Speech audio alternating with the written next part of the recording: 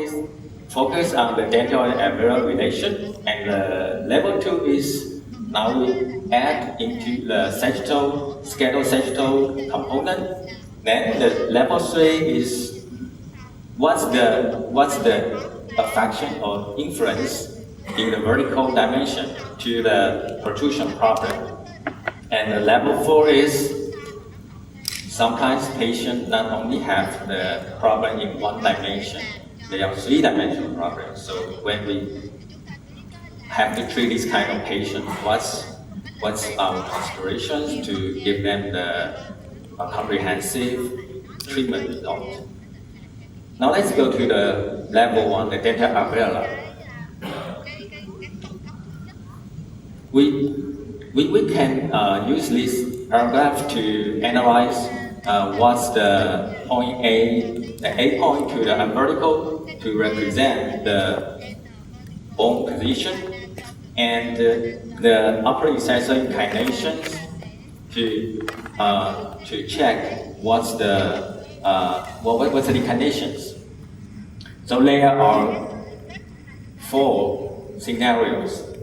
The ideal condition is the jaw base is correct, the ideal, and the inclination is good. So this is the ideal result we want to achieve. For the scenario 1, the bone is correct, but the dental proclination, and the scenario 2 is the bone is bony protrusion, is the point A is more forward, but the inclination, the dental inclination is good. The scenario 3, the bone is protrusion, bony protrusion, but retrocline upper incisors. Scenario 4, the bone needs protrusion, and the retroclination as well. So what's the proper types of tooth movement for each scenario? For the scenario 1, it should be the control tipping, and scenario 2 is the body movement for the translation. Scenario 3 is the root movement. We have to upright the root, then retract. Then only when the real root movement happens, we can see the consequent bone improvement. Then the last one is we have to combine with, because this is a severe protrusion situation, so we have to combine with TP and the body movement. Why it is crucial to select the proper type of tooth movement? I will discuss with the basic 3 types of tooth movement: tipping, body movement, and the root movement. There are 3 patients. They have the different dental inclinations. In patient A, the bone is good. Patient B, bony protrusion. The patient C, not so severe bony protrusion, but severe the upper incisor inclination. So in patient A, what she needs is before and after what we done due to her is the control tipping. You may see the apex is maintained because the bone before the treatment, the bone A position is good. And patient B, before and after, it's the body movement. We retranslate the upper and lower incisor along the occlusal plane. Then we can see the apex moves back, the point A can move back. Then the ideal lip curl can be achieved. The patient C, before and after, there's a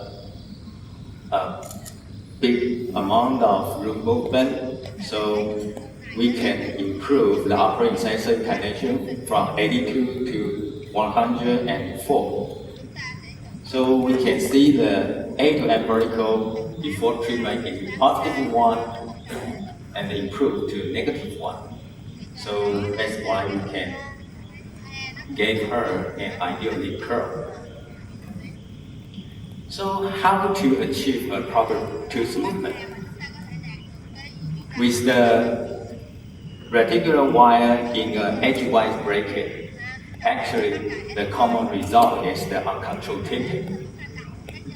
Do you agree with me? But sometimes if we have the patient, like the patient A, the control tipping for her is not good enough. And if the patient B, we need more better torque control. So what can we do for these different situations? So how to achieve a proper tooth movement? In control tipping, we should reduce the third order bend as much as possible. And in the body movement, we need more the bracket and the wire control. And sometimes we need the mini screw to assist it to achieve the tooth movement we want. So for the control tipping, we want to reduce the third order effect. What's the most effective way? Let me show you an example. This is a case before the treatment, very proclined, and we use the reticular wire, and we can see in the middle what happened is the uncontrolled tipping. The root apex move forward, but this is not what we want. So we took a hard work to move the root back. So it's a wrong tipping. In the beginning, she just needs a tipping. It's easy. But if we do the wrong trick, we move the root forward, then we translate backward. It becomes a difficult case. So how to achieve a proper tooth movement? How to achieve control tipping? Easily way. For this is an example. Procline upper incisor, very procline. So I use the round wire for the retraction. I use the 0.18 stainless steel.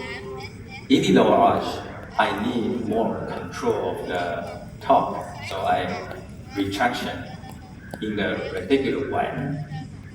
So it's a concept from the back technique. We can retract with the round wire in the beginning. And when the incisor connection is good, then we need more control. We use the reticular wire. So this is how we can get from the upper arch, we can get a control tipping, no root apex move forward, and in the lower arch, we can get a body movement.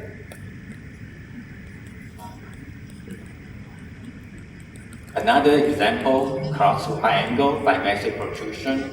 You can see the dental cruhination, so it's a dental protrusion cases. The treatment progress. This patient, she stayed in a boarding school, so I cannot see her each month. So the treatment time is so long, and I did less as possible for her because I want a longer follow up. So you may see in the beginning, the initial wire is 16 copper nitride. And I use the round wire to 0.18 copper nitride until 1.5 years. In the lower arch, I use the power chain for the retraction, but in the upper arch, I just let it there because when a lower incisor is retracted, and with sometimes with some patient with severe lip protrusion, we can take advantage of the lip bumper effect. So this is what I got. We can upright the upper incisor and the canine inclination. So in the treatment of 1 year and 6 months, the anterior 6 is uprighted. Then I proceed with the reticular wire for the better tooth movement control. So I use the round wire for the retraction mechanism. Another case, now sometimes I use the stainless steel, 018 stainless steel with the helix in the premolar area.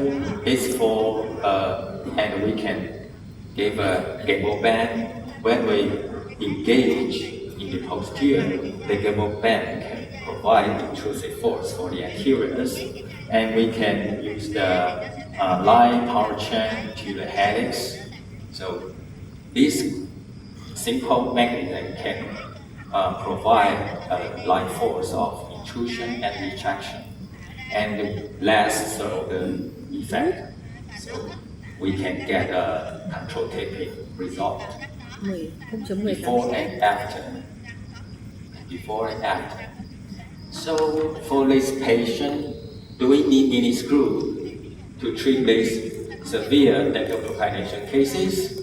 Sometimes not, because we can differentiate what's the type of tooth movement the patient needs, and because they are in different moment to force ratio, so they have the different anchorage demand. So for this patient with severe dental procrastination, I can treat upright incisors without mini screws. So here comes the last scenario, the bony protrusion and the dental procrastination as well. So this kind of patient is more difficult. Sometimes some doctor will regard this as the surgical case. So this patient, 18 years ago, she was rejected by the other doctors because he was told, you are a surgical case, you are bony protrusion, you need surgery. But her mom wanted second opinion. So what I gave her is non-surgical, but orthodontic with retraction, with premolar retraction treatment. So my plan of tooth movement is in the upper. I need a tipping and a body movement. In the lower arch is the body movement for the translation of anteriors. Even this is the interesting case. Sometimes when we see the patient with the, for example, scale class 1 analysis, the profile, but for her, she got a class 3 dentition. Her upper incisor is more proclined, lower incisor is more upright, similar to the class 3 relation. So this is the plan of tooth movement I gave her. So in this kind of patients, I think I need mini screw for more anchorage demand or more retraction. So this is how I treat her. In the beginning, in the upper arch, I use the round wire. In the lower arch, I use reticular wire for the anterior retraction.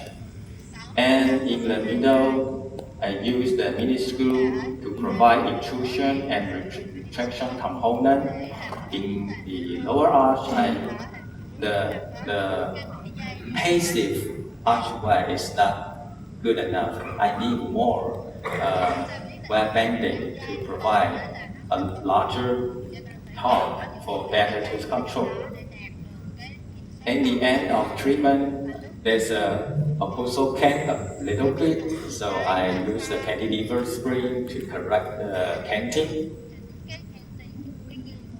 In the upper arch, I use straight unit screws, 2 in the IBC, and the 1 is the labial anterior screw. In the lower arch, I use 2 unit screws between 5 and 6 interverticular space. So this is how we got before and after anterior retraction and solid cross-bond dentition achieved. Before and after. Let's take a closer look of the superposition for the upper incisor. I did an intrusion and retraction, a molar intrusion, and in the lower arch intrusion and retraction. So with the molar intrusion, the mandible rotation happened. Level 2. Now we know the relationship between dental and the skeletal. Dental and the alveolar. So when we and the previous cases, most of them are class 1 cases. How about the class 2 and class 3?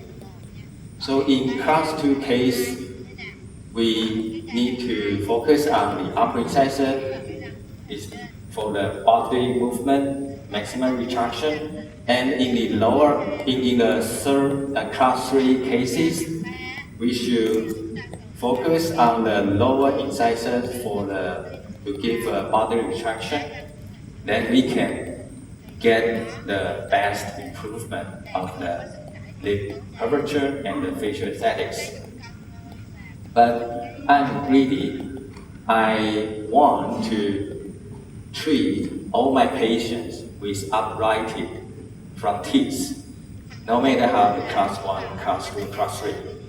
So in class 2 and class 3, what can we do for them to upright the front teeth? So there's another scenario. The bone is deficient and the incisor is proclined.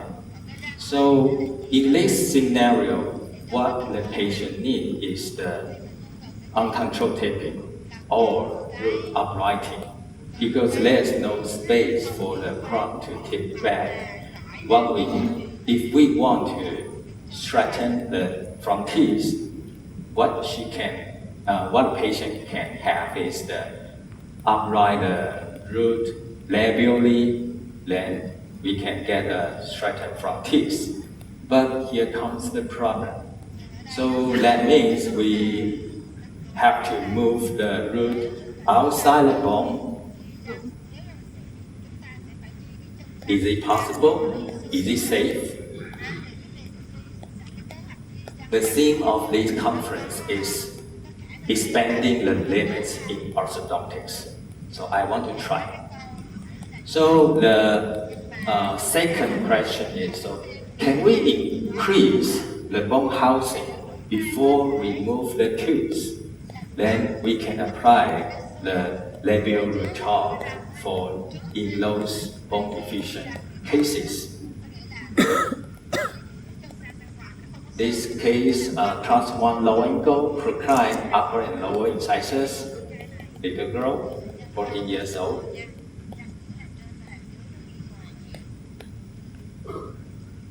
In the beginning, I put on the birazors on the upper canine palatal area, and then when we put on the birazors, it's like a deprogrammer, and we can open the bite. So it's easy for the leveling alignment for the initial phase. And the second benefit is the overjet and overbutt increased. So we can take advantage of this limited moment to upright the upper incisors. So in 5 months of treatment, the upper incisors can be uprighted. But if we want more uprighted of the upper incisors, we have to reduce the interference from the lower incisors. So I need to intrude the lower incisors. But it seems that sometimes when we level and align the wire stock, no more tooth movement. So I decided to change from the continuous wire to a wire with loop. Some doctors ask me, you use the Damon system, why sometimes there are some loops in your mechanism. You use the loop mechanism for retraction? I said, no, I use the sliding mechanics. But the loop is just for the segmentation. I want to divide it, the front teeth and the posterior teeth, to different wire banding to provide different torque. So this is a wire with L loop, and we can see some details. The first, number one with the canine eminence, I want to increase the canine width a little bit because I want to intrude the lower incisors. Intrusion needs space, so I want to get space from the canine expansion a little bit. And the step down is to provide intrusion force. Intrusion of the lower incisors, what's the other thing we will get is the labial propanation. But this is not what I want. If the lower incisor move labially, then the upper incisor cannot retract more. So I want to intrude the lower incisor without labial flaring. Then I can get more space for the upper incisor to upright it. So the number 3 is there's a lingual crumb top in the 4 lower incisors only. So we can see before engagement, the L loop is tilted, but after the maybe several months cooking, the lower incisor is intruded, and the L loop become parallel. So before and after, we can correct the protrusion case without ejection. Because for this patient, will you extract in the beginning, even though she got a procline from teeth? But if you look at the E line from the nose to the chin, her upper lip and the lower lip is behind the E line. So I don't think this is a retraction case. But we can, with the mechanism I gave her, I can correct the proclination without ejection. But this is what we got. We move the upper front tooth, the apex move forward. This is a young lady, 14 years old. And 2.5 years follow-up. Central incisors, lateral incisors, the labial cortex is still intact. No root fenestration. But for the adult patient or for those patients, they have the bone problem in the beginning. I have no confidence to provide this technique for them. So what can we do in this situation?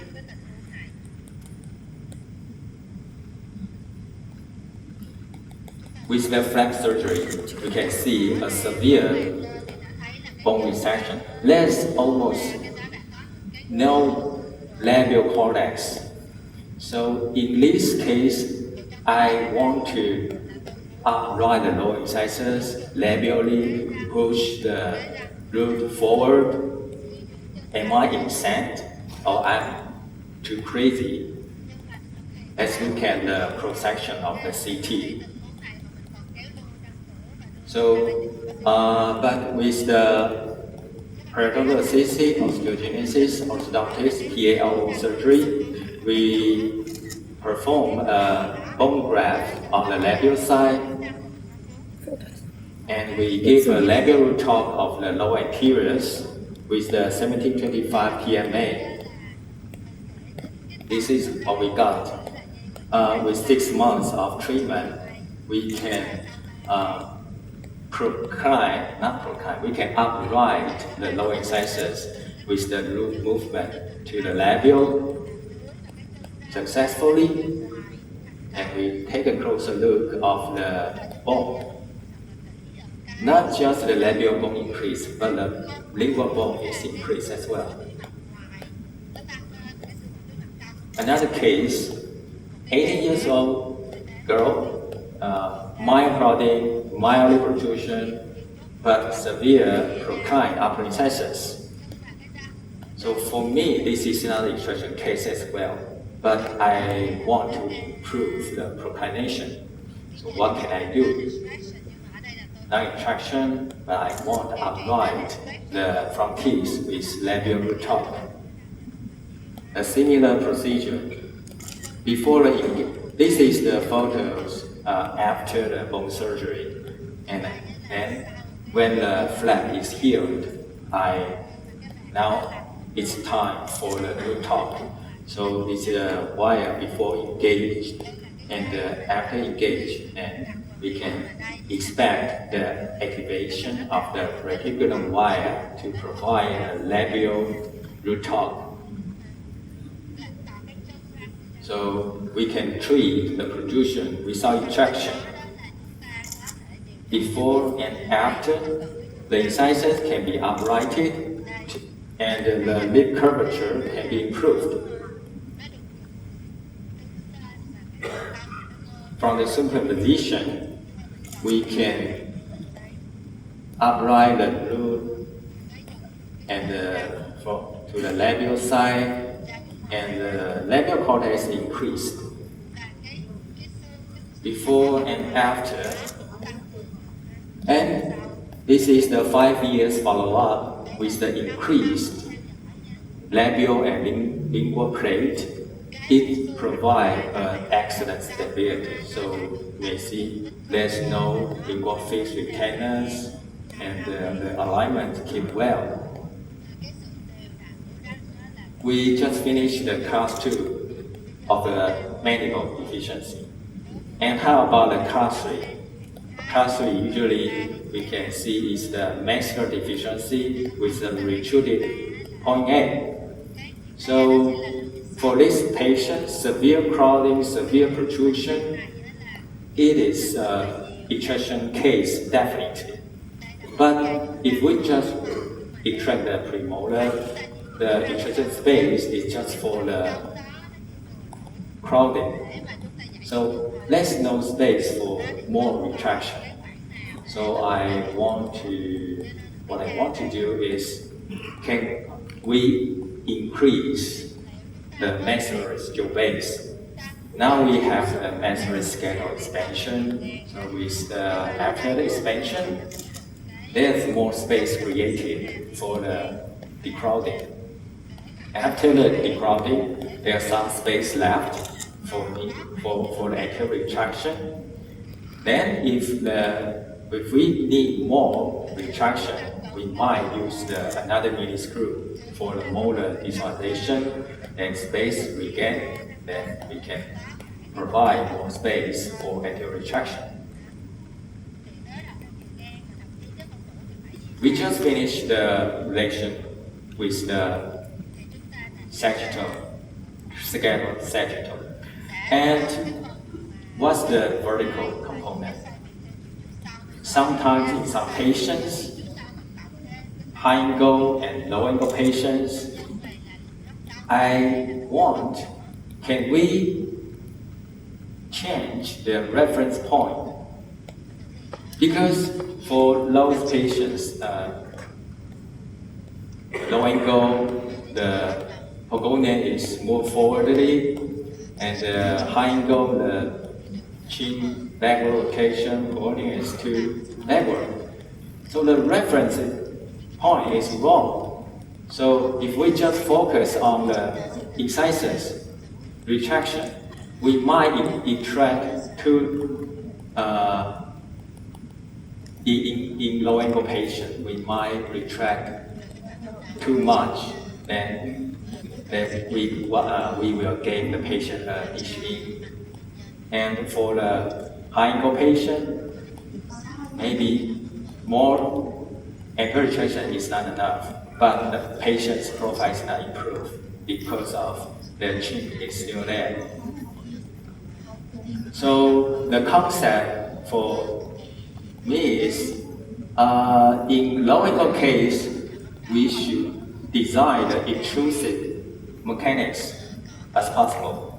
And in high angle case, we should provide intrusive mechanics. For example, class 3 low angle procline upper incisors. But when you look at the E-line, the upper and lower limb is behind the E-line. But this is severe proclination. But I don't want to track. So again, I use the composite racing on the upper 6. It's a deprogrammer for the leveling alignment, and I use the light elastic to provide the protrusive force to increase the posterior dental height or to assist the buccal uprighting. Then I use the biturbos to create more occlusal clearance and use the vertical elastics, and I instruct the patient to do a mouth opening exercise with the elastics to increase the intrusion of the posteriors, and labial root top in the front teeth. So with 1 year, 10 months treatment, 2 years, 6 months treatment, this is what I can do for her because her mouth cannot accept mini screw or any surgical procedure.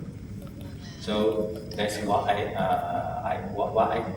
can do for her before and after. So let's look at the superposition. The upper incisors is uprighted, it's a controtypic, and the lower incisor intrusion and a lower molar intrusion. So I provide the intrusive mechanics as all I can do for her. So the lower face was increased because of this intrusive mechanics and a growth. In high angle case, class 2 high angle, bimax, lip protrusion, retruding chin, metallic strength is so prominent.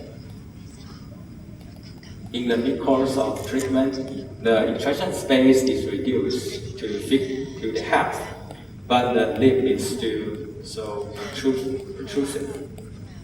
So what can we do? More ankle retraction, or we can change the reference point. If we move the Hogonian a little bit forward, then we don't need ankle retraction, because let's look at her nasolabial angle. It's close to normal. But why she looks so protrusion is because there's a wrong reference in the lower arch, in the mandible of her chin. So my mechanism is I use mid-plateau school, and I use the 1925 stainless steel to make the whole of the dentition become close to one object. Then the red dot is the CR, and the blue line is the masonry arch, and the yellow line is the direction of the force. It's above the CR. So this kind of mechanism can provide an intrusion and retraction for the whole maxilla. And this is the idea from my brilliant junior, Dr. Wang and Dr. Lee. If you are interested in this simple and powerful mechanism, you can scan the QR code and download the file. Sorry. Then, how about the lower arch? The similar concept. I want to intrude and retract the lower dentition as much as possible. So I use a mini screw in the interverticular space between 5 and 6. In the upper arch, the single one screw failed, so I changed to 2 mini screw, but the same force direction. This is what we got before and after. And there's a typical case. I want to combine these two concepts, intrusion and intrusion in one patient. Class 1, long face, but no more right angle, because what her vertical problem is the BME. Only the maxilla, vertical maxillary excess. So the long part is the maxilla in the vertical dimension only. So I want to correct the vertical, but I don't want to reduce her face height. If I reduce the face height, what happens? Her mandible will move forward, and the pogonium will move forward. It will become a class 3 profile. This is not what I want. So this is the treatment progress. I want to improve the gummy smile for her. So in the beginning, it's in the labial side. The labial is good. We can intrude, but incisor will flare out. Then I move the labial screw to the lateral side to a similar mechanism from the previous case. Similar mechanism. The progress of the profile change. Okay, finish. For an after.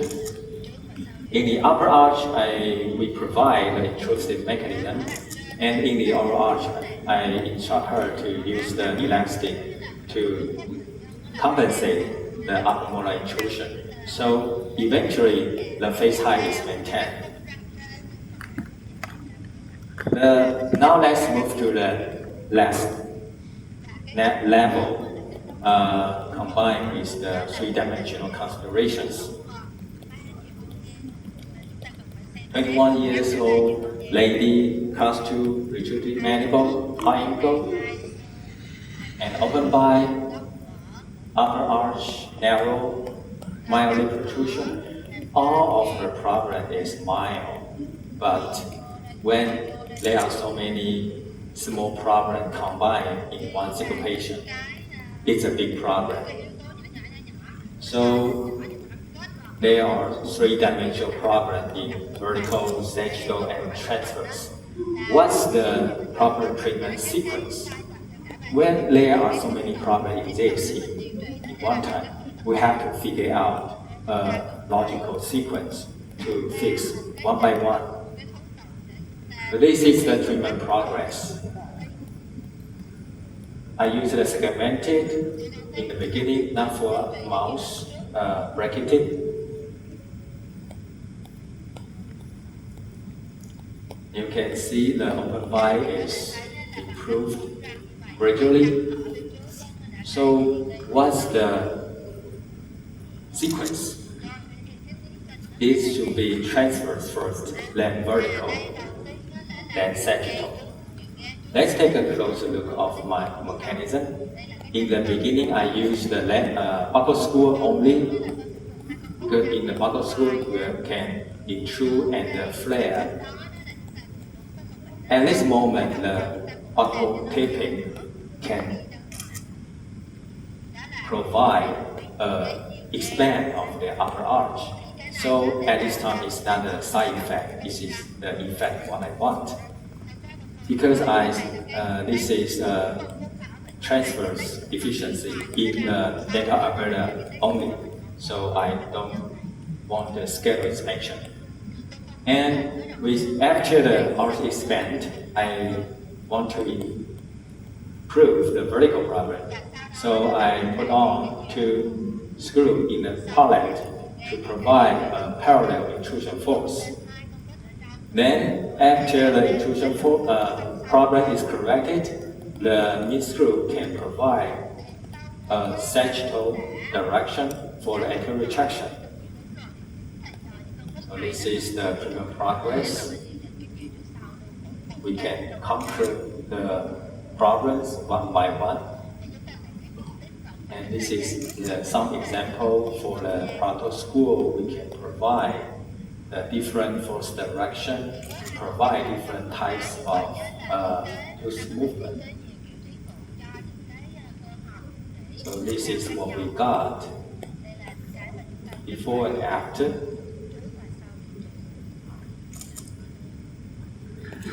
Before and after. So with the intrusion mechanism, the patient can, there's a mandible for protection and open bite is corrected. The last case, class 1, high angle, transverse discrepancy, facial symmetry, and mild protrusion. His main problem is the transverse and the facial symmetry. Let's take a closer look. So this is a skeletal transverse discrepancy. Not just the soft tissue, but the hard tissue, the main part of the tissue is curved, deviated, and of course the pollen is uneven, vertical and transverse. So I decided to give him the maxillary expansion to conquer the transverse problem first. Then I can use the mini screw to correct the transverse occlusal cant to solve the vertical problem. Now let's go to the last dimension, the sagittal for bi-traction or anterior retraction. So before and after. So now we know we can treat the protrusion cases with 4 levels. In the first level, when we discuss with the dental and the alveolar, we know there are 5 types of scenario and 5 types of anterior retraction. And in the level 2, when we consider the sagittal dimension in class 2, mandible, if we want to increase the bone, we can take advantage from the PALO surgery procedure. And in the upper arch, in the class 3 with deficient maxilla, we can use the skeletal expansion to increase the jaw base. And in the level 3, we can change the vertical to solve the vertical problem. To solve we can change the vertical to solve the sagittal. And in the level 4, we know the proper sequence when we deal with the three-dimensional problems. The next WLC 2026 will be in Taipei. I welcome each one of you. Please come to Taipei, be our guest. And the theme of the WLC Taiwan is also utopia. It's a combined word from Orthodontic utopia because